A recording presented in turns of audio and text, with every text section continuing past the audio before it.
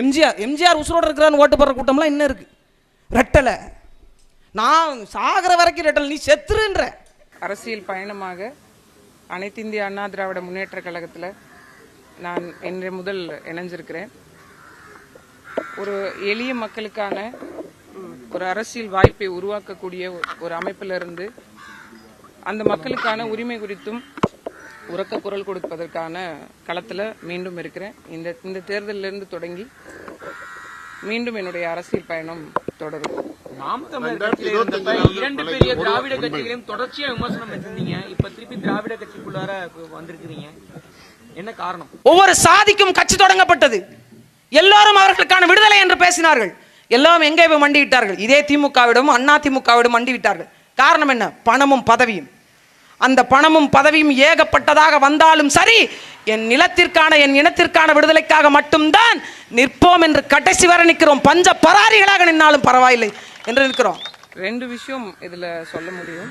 நான் அதிமுகவை தேர்வு செய்ததற்கான ஒரு காரணம், இந்த கட்சியினுடைய தலைமை ஏற்றிருக்கக்கூடியவர் ஒரு அடிப்படை குடும்பத்திலிருந்து, ஒரு சாமானிய குடும்பத்திலிருந்து வந்து ஒரு தலைமையை எட்ட முடியும் அப்படிங்கிற ஒரு சூழலுடைய ஜனநாயக சூழல் இருப்பதனாலையும், ஒரு தமிழனுடைய தலைமையின் கீழ் இயங்குவதற்கான ஒரு மன உறுதியோடு நான் இருந்ததுனாலையும் அதிமுகவை தேர்வு பண்ணியிருக்கேன். நாம் தமிழர் கட்சியிலிருந்து வெளியில வந்த பிறகு இன்னொரு அரசியல் அமைப்புக்கு போகலை அப்படின்னா உரிமை மறுக்கப்பட்ட மக்களுக்கும் என் இன மக்களுக்குமான அரசியல் பங்கேற்பை எப்படி உறுதி செய்யறது என்ற ஒரு கேள்வி எழுந்துட்டு இருந்தது. ஒட்டுமொத்தமாக அனைத்து மக்களும் சேர்ந்து இந்த முடிவு எடுத்திருக்குமே தவிர காளியம்மாள் தனித்த ஒரு முடிவா இதை நான் எடுக்கல.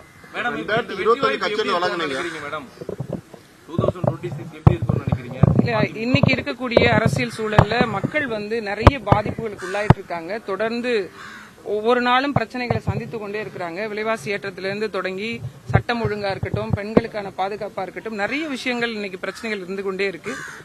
அந்த விடயங்கள்ல இருந்து மக்கள் ஒரு பெரிய ஏமாற்று நிலைக்கு தள்ளப்பட்டிருந்தாங்க.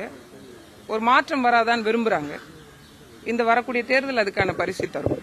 கிட்டத்தட்ட 1 வருஷம் கட்சி விலகி 1 வருஷம் ஆச்சு. இந்த ஒரு வார காலதாமதம் ஏன் முடிவெடுக்க இந்த முடிவெடுக்கிறதுல ஒன்றும் காலதாமதம் இல்லை. நான் ஏற்கனவே இருந்த மாதிரி நான் களத்துல இருந்தேன், மக்கள் களத்துல இருந்தேன். நான் கட்சிக்கு வருவதற்கு முன்பு 2013 இருந்து நேரடி மக்கள் களத்துல இருந்தேன். அதுக்கு முன்னாடி நிறைய தனியார் தொண்டு நிறுவனங்கள்ல மக்களோடு வேலை செஞ்சிருக்கிறேன். அப்ப நான் கடலோர மக்களோட வேலை செய்யல. 2013க்கு பிறகுதான் நான் கடலோர மக்களோட பணி செய்ய தொடங்கினேன். களத்துல ஒவ்வொரு நாளும் இருந்துகிட்டே தான் இருந்திருக்கேன். நான் அரசியல் கட்சியிலிருந்து விலகினே தவிர மக்கள் அரசியல் இருந்து ஒருபோதும் விலகல. நிறைய நீங்களே பாத்துருப்பீங்க, போராட்டங்கள், ஆர்ப்பாட்டங்கள், விவசாயிகள் போராட்டம், கடலோர மக்கள் போராட்டம்னு தொடர்ந்து இருந்துகிட்டே தான் இருந்தேன்.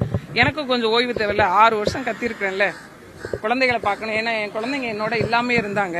கடந்த இந்த 1 வருடமா தான் நான் கூட்டிட்டு வந்து என் கூட வச்சிருக்கேன். எங்க அம்மா வீட்டுல தான் அவங்க ஒரு 2.5 வயசுல இருந்து என் பெண் குழந்தை அங்கேயே தான் வளர்ந்தாங்க. அதை விட்டுட்டு தான் அரசியல் தளத்துக்கு வந்தேன். என் பெண்ணுடைய இப்ப ரொம்ப நாள் ஏக்கம், அம்மா கொஞ்ச நாள் கூட நம்ம கூட இல்லையே அப்படிங்கிற வருத்தம் அந்த பிள்ளைகிட்ட இருந்துட்டே இருந்தது. ஸோ கொஞ்ச நாளாவது அவங்களோட இருக்கணும். இன்னொன்னு எனக்கு கொஞ்சம் ஓய்வு தேவை அப்படின்ற மாதிரி தோணுச்சு அரசியல் தளத்துல இருந்து. அதனால இந்த ஒரு வருட காலம் இன்னொன்னு மக்களோட நான் கலந்து ஆலோசனை பண்ணிக்கிட்டே இருந்தேன். என்ன செய்யலாம், அடுத்த கட்ட நகர்வு என்ன, நமக்கான பிரச்சனைகளை யார் சரி செய்வா அப்படின்னு. எல்லா கட்சிகளும் சொல்லப்பட்டது. இன்னைக்கு நானே அதுக்கான தீர்வை சொல்லிட்டேன். வேற என்ன மாற்றிக்கலாம்? வரக்கூடிய சட்டமன்ற தேர்தலில் போட்டிருக்கீங்க, அது கட்சியினுடைய தலைமை முடிவு செய்யும். எங்களுக்கான பங்கேற்பை கேட்டிருக்கோம். எங்களுக்கான பிரச்சனைகளை இதெல்லாம் இருக்கு அப்படின்றத சொல்லியிருக்கிறோம். ஐயா அவர்கள் சரி செய்யறேன்னு சொல்லியிருக்காங்க. அதுக்கான எல்லா வேலைகளும் நடந்து கொண்டிருக்கு. விரைவில் அறிவிப்பு வரும். கட்சியில் இணைஞ்சிருக்கீங்க, ஏதாவது பொறுப்பு வழங்குறதா சொல்லியிருக்காங்களா? கட்சியில் இணைஞ்சா பொறுப்பு வழங்குவாங்க. அது அவங்க முடிவெடுத்து சொல்லுவாங்க. எங்க அண்ணன்லாம் இருக்காங்க, அவங்க அதுக்கான சிரத்தை எடுப்பாங்க. நான் இன்னைக்கு நேற்று இல்லை, அண்ணன் அவர்கள் கூட 2010 இருந்து நான் அண்ணன் அவர்களை தெரியும், நாகை மாவட்ட செயலாளர், முன்னாள் அமைச்சர் அவர்கள். இன்னும் சொல்ல போனால் அண்ணா திராவிட முன்னேற்ற கழகத்தில் 2010 மாவட்ட பொறுப்பில் இருந்தவள் தான் காளியம்மாள். அண்ணன் உண்மையிலே என்னை நான் ஒரு பட்டிமன்றத்தில் பேசினதை பார்த்துட்டு, ஒரு டிவி ஷோஸ்ல தான் பார்த்துட்டு, உன்னை மாதிரி ஒரு ஆள் வேணும் அப்படின்னு கூட்டு போனாங்க. அப்ப எனக்கு பெருசா அரசியல் மீதான ஆர்வமோ இல்ல. அதனால ஒரு ஓராண்டு 2 ஆண்டுக்கு பிறகு நான் கொஞ்சம் அமைதியாயிட்டேன். இன்னொன்னு அந்த குழந்தை பேரு நேரம் வேற, அதனால அமைதியாயிட்டேன். அது மாதிரி பூம்புகார் சட்டமன்ற தொகுதியினுடைய முன்னாள் சட்டமன்ற உறுப்பினர், மயிலாடுதுறை மாவட்ட செயலாளர், இவங்களும் அறிவுறுத்தி வாங்கினேன். மரியாதைக்குரிய அண்ணன் விஜயபாஸ்கர் அவர்கள், மரியாதைக்குரிய அண்ணன் வேலுமணி அவர்கள், மரியாதைக்குரிய நிறைய இதுக்கு முன்னாள் அதிமுகவில் முன்னாள் மூத்தவர்கள் எல்லாம் என்கிட்ட நிறைய முறை நான் அவங்களோட ஆலோசனைகளை கேட்டிருக்கேன். அதனால ஒவ்வொருத்தருடைய அடிப்படையிலும் எல்லாவற்றிற்கும் மேலாக அந்த மக்களுடைய தேவையின் அடிப்படையிலும் சொல்லாடல் அடிப்படையில் இந்த முடிவை நான் எடுத்திருக்கேன். பெண்களுக்கு பாதுகாப்பான கட்சி திமுக சொல்லப்படுது. தொடர்ந்து பாலியல் குற்றம் நடந்துகிட்டு இருக்கு. சமீபத்தில் கூட அது மாதிரி சம்பவம் நடந்துகிட்டு இருக்கு. இந்த ஆட்சியில சட்டம் எப்படி இருக்கு? பெண்களுக்கு எதிரான குற்றங்களுக்கு தண்டனைகள் கடுமையாக்கப்படாத வரைக்கும் இது ஒரு சாபக்கேடுதான். ஒவ்வொரு முறையும் இதை அழுத்தி சொல்லிக்கிட்டே தான் இருக்கிறோம். ஒரு வழக்கு, ஒரு குற்றம் சம்பவம் நடக்குது அப்படின்னா அதை தீர விசாரிச்சு உடனடியாக சில எண்ணெய் நாடுகள்ல நீங்க பார்க்கும்போது பார்த்திருப்பீங்க, அந்த இடத்துலயே நாங்க மரண தண்டனை கூட நாங்க சொல்லல. ஆனா தண்டனைகள் கடுமையாக்கப்படணும். மீண்டும் அந்த தவறை செய்வதற்கு அவங்களுக்கு ஒரு பயம் வரணும். ஏற்கனவே இருக்கக்கூடிய சட்டங்களை நிகழ்த்தி கொண்டே இருக்கும்போது ஏன் இந்த மறுபடியும் இந்த துணிச்சல் வருது அப்படிங்கிற கேள்வி இருக்கு இல்லையா?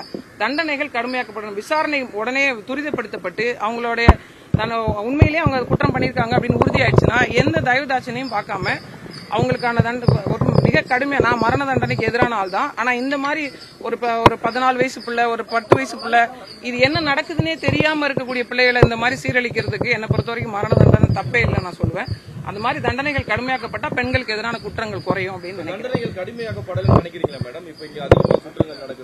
நிச்சயமா கடுமையாக்கப்படணும். இன்னும் கடுமையாக்கப்படணும். பட்டா மட்டும்தான் வரக்கூடிய காலகட்டத்தில் நீங்க பாருங்க. 4.5 ஆண்டு கால திமுகவுடைய செயல்பாடு நான் சொல்றதை விட தேர்தலில் மக்கள் சொல்லுவாங்க.